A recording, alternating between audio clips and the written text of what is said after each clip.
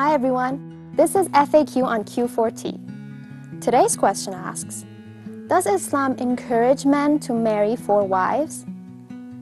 Every human goes through a specific phase in life.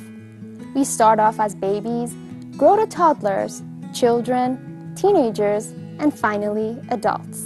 When we hit that specific age in our life, most hope to have our education behind us, have found a job, and look to get settled. That is when we try and find the right person, Mr. or Mrs. Right, our true love, our one and only. We wish to throw a big party, celebrate the uniting of 2 people in holy matrimony, and swear to be loyal to that one person. This is called monogamy, 2 people in one exclusive relationship. But have you heard of one man marrying more than 1 wife?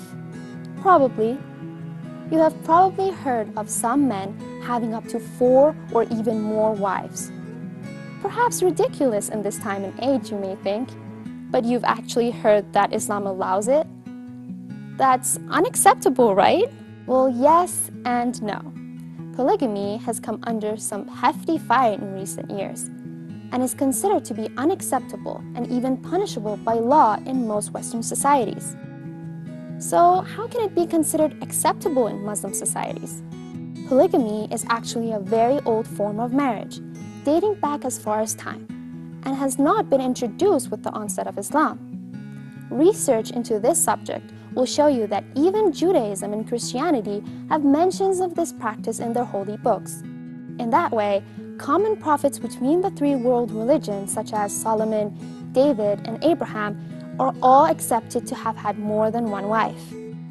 In fact, it was Islam that actually restricted and regulated polygamous marriage for the first time in history. Before Islam, there was no limit on how many wives a man could have, and most wives were treated unfairly. Islam established, most importantly, that polygamy was not for every man.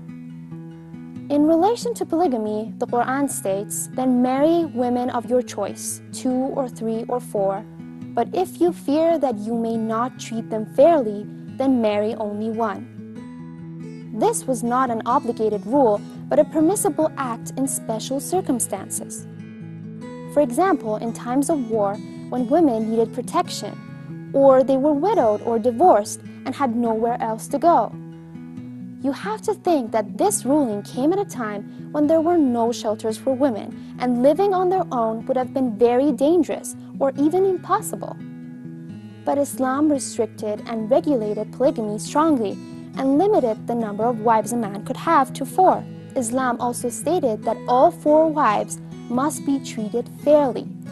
If the man was not able to uphold this rule, then he was not allowed to marry more than 1. So let's imagine this for a second. The man in Islam is responsible for the financial security of his wife. This is why he must be able to provide fair and just livelihood to each wife if he wishes to have more than 1. He must be able to provide similar houses, spend the equitable amount of money on each wife, and spend the equal amount of time with each wife. Islam even goes so far as to regulate emotional fairness in polygamous marriages. And although emotions are subjective and you have little control over how you feel about someone, you can control your behavior. Therefore, according to Islam, the man is not allowed to show favoritism. Islamic scholars today do not recommend or encourage polygamy. Rather, the option remains open because of those women that might live in societies where they need to be under the protection of a husband. What do you think?